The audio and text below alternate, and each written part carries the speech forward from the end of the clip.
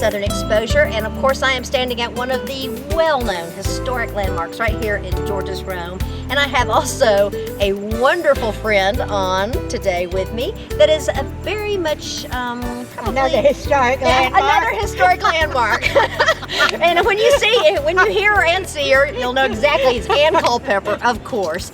And we are here in front of the clock because we wanted to share with you a little bit of information about the history, and of course the all through the time, and as well as where we are going in the future for the clock. So Ann, thank you so much for coming out today on this beautiful day. This is one of my favorite places. I know. Next to Myrtle Hill. Next to Myrtle Hill, and that's of course there's a bench actually commemorating your love of this particular hill.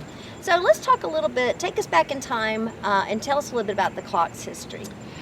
The clock was envisioned by Mr. Noble, who owned the foundry in Rome, and Mr. Noble felt like that all of the ills that had fallen on Rome during the war were because of his foundry.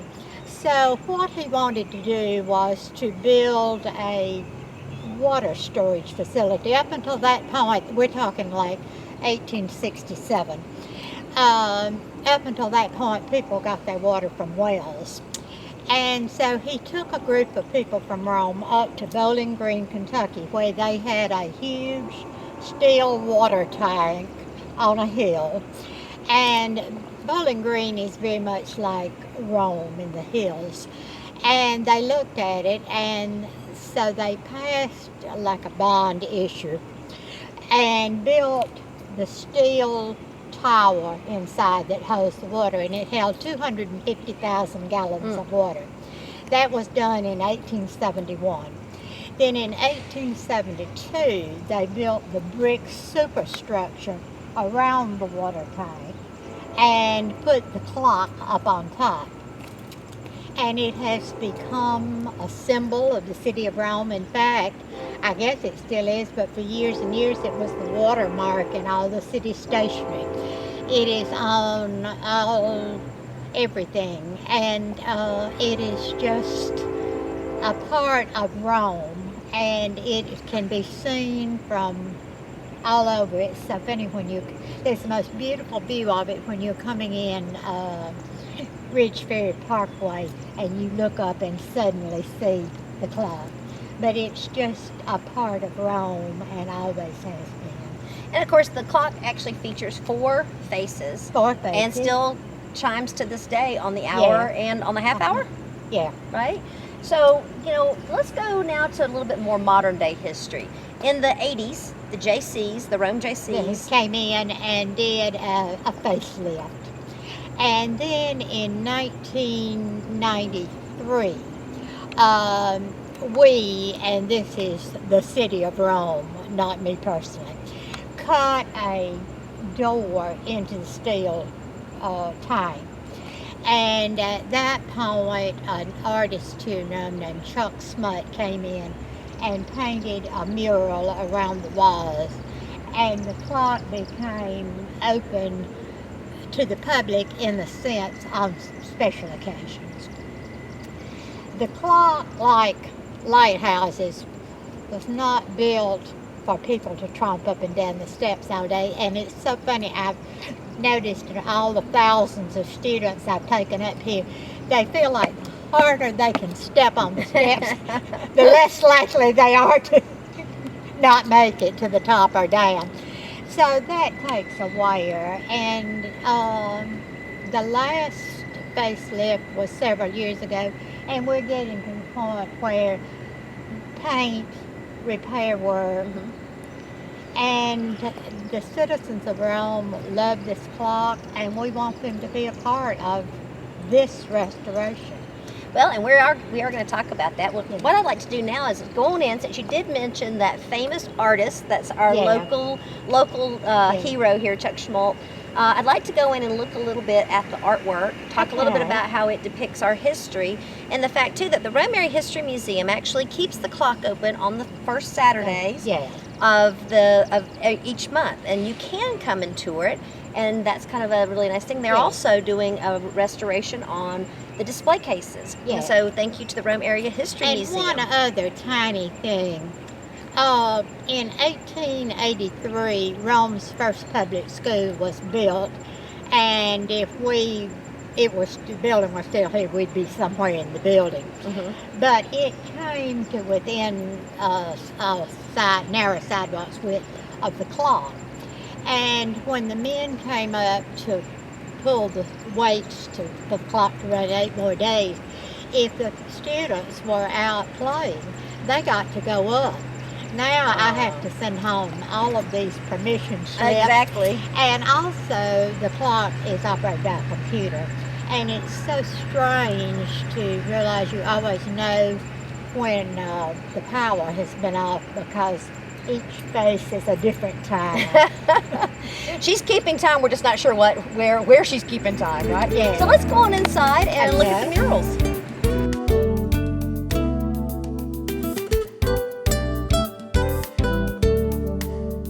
Of course, we're in the, I guess, the lowest level possible of the clock, and you can see the murals around us, Ann, and tell us a little bit about Chuck Schmoll, who is an artist here in town, a very well-known artist who's done a lot of work here, but he was commissioned to depict the history of Rome. Yeah, and he did a marvelous job. Yes. And these walls were brought up from the Noble Foundry on the back of a wagon pulled by mules, and they were riveted into place. And Chuck loved the fact that the rivets were here. And in his mural, he put a band, a board on each lower and upper, that makes it look like a thick roll of film. And I think that was a wonderful touch. He started off with the Native Americans, the Cherokees, and the Native Americans used weirs to trap their fish for food. And sometimes they built the weirs doing rock formations out into the river.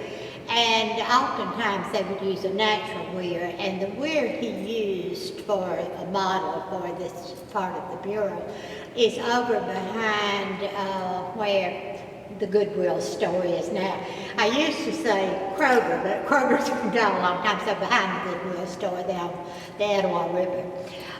Then the next segment is the founding of Rome, and it shows two of the founders meeting at the spring in downtown Rome, which was really larger than people thought, but is several blocks from here. And then the next one is a riverboat on the Coosa River, and the boat in it actually existed, and it was the Alpharetta. Now, people who come in from the Atlanta area think we've misspelled Alpharetta, but that's the way the boat was spelled, and it was called the Alpharetta. And then the next segment is John Wisdom, and he rode into Rome to warn the Romans, and his mother lived here. I think that's really why he came. But he came in to warn the citizens of Rome that the Yankees were on the way, and that first time Rome was able to withstand the attack. And then the next segment is the Clocktower when it was built, and the two people in the mural are dressed as people would have been dressed in that period. The next part of the mural is the cotton block, and it was when cotton was king, and the cotton farmers brought their bales of cotton in and piled them up in the middle of Broad Street for the cotton buyers to grade and look at. And then the next segment is Bandy Jones, and Bandy Jones owned a service station, and a service station, for those of you who remember, is where you could go and they would fill up your tank, check your oil, wash your windshield, and check the tires. Sadly, Bandy Jones is out of business, but he was a very important part of the history of Rome.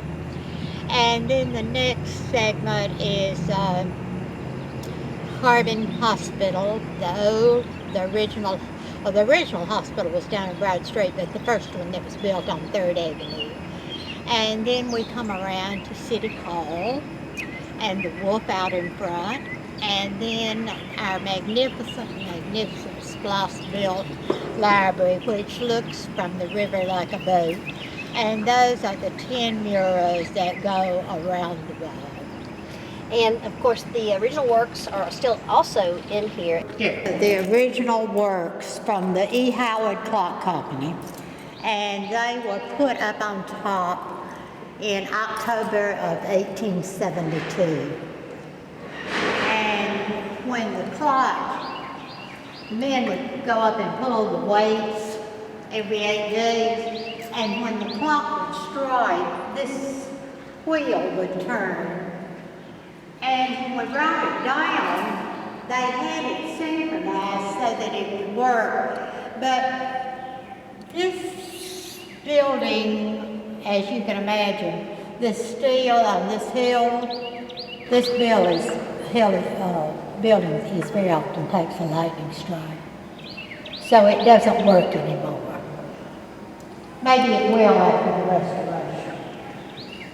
So what we're going to do now is we're going to go up and get the breathtaking views and vistas of Rome from the top of the clock, and talk a little bit about the next plan for the restoration. Okay. You get upstairs, you will be directly over where you're standing now.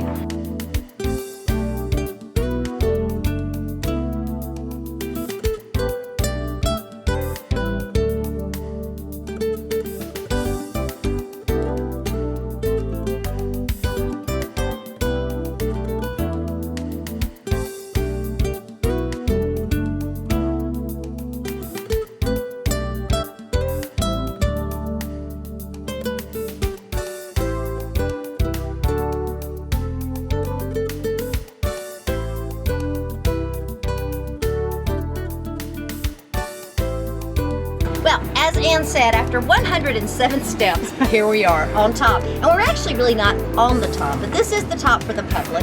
And above us still is the clock face. And we're going to talk a little bit about the dimensions to really put it in perspective, because you don't get that dimension from the ground level. But of course, this is one of the places that's the most absolutely incredible, beautiful views of the city of Rome. It's from right here. And actually also the county, because behind us you have all of the Appalachian Lavender Mountain chain and Myrtle Hill, Mount Alto, Jackson Hill. You can see all the hills. Just absolutely breathtaking. And of course, we also want to point out that the Rome Area History Museum does come up and change out the photos. And Dennis Nordeman is one of their volunteers that actually tags these photos and kind of explains to you what you are looking at these different vantage points from the clock tower, the top of the clock. Now, we are on the top of the clock, roughly 107 steps up. What level, height-wise, are we here? I think the whole thing is like 100 and, let me see if my cheat sheet tells me. I'm not sure I really actually know that. We're 104, over the clock is 104 feet above the ground. Wow. And then this hill is roughly 610 feet above sea level. So this is really the highest point in Rome. Oh, that's awesome. Now, put us in perspective here as we look up. And of course, the film is going to really kind of tell the true story about why it's time, a very timely point in time, to bring in some professional folks who understand historic restoration, to scrape, to redo, paint, and of course fix the rotted wood, because this is, like you said, our signature. It is, and we cannot lose this. That's right. So tell us about the size of the faces. And well, as I said earlier, the clock was made by the E. Howard Clock Company, and the bill was put in October of 1872 and is still in use. And incidentally, the bell in the clock tower at the bell tower at St. Peter's was made by the same company. oh wow. Came at a later date. The face is 9 feet in diameter. The minute hand is 4 feet and 3 inches, and the hour hand 3 feet and 6 inches. Wow. And when we hang the wreaths up here at Christmas, they're large wreaths, and when you drive along and look up, they look like Barbie house wreaths. And people are always asking me, why don't you get bigger wreaths? And I say, we have, but it just... I tell you, it is so beautiful, and we're going to actually share with all of you some of the vistas as Chuck walks around and films how gorgeous it is. We're going to take away for just a second and get that on film, and then we're going to be talking to Joe Smith, who is the city clerk of Rome and also over the facilities of Rome. He's going to talk a little bit about the restoration project and how you can get involved. We're back with Joe Smith, who is the city clerk here in Georgia's Rome. And of course, Joe, we were talking a little bit, we've been with Ann today about the history of Rome, the beautiful art that's downstairs, the efforts that the Rome Area History Museum has made, and of course what the JC's did, what the city's done, and now the modern day. Here we are in 2015, and we realize that there's some restoration work that needs to be done. Like most structures, it's an ongoing effort to keep them maintained, especially something as historic as the clock sitting on top of our tower. You probably know the tower is in fairly good shape, but the clock and all the wood area at this site needs some attention, from the doors to the louvers to the clock itself. Of course, here we are on top of the clock tower, and we're about to enter the clock itself. And although the citizens often come up to the top of the clock for tours and various things, not many people actually go inside the clock. So we'll go inside and see some of the inner workings of the clock, how it's constructed, and the actual clock operation itself. Well, here you'll see the inside of the clock, a wood structure. Even though the clock has been here many, many years, the stair system is relatively new. At one time, there were a series of ladders to work your way up through the clock to get to the actual clock works themselves. Now there's some stairs, a little more accessible than it was at one point.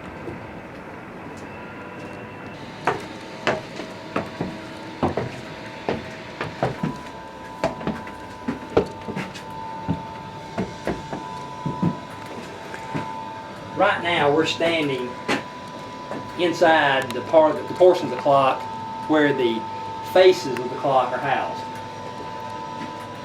This is a face, this is a face, and then finally a face. Of course, there's one on each of the 4 sides. Now, as you can see, this is what actually turns the hands today, an electric clock, basically. One for each of the 4 faces.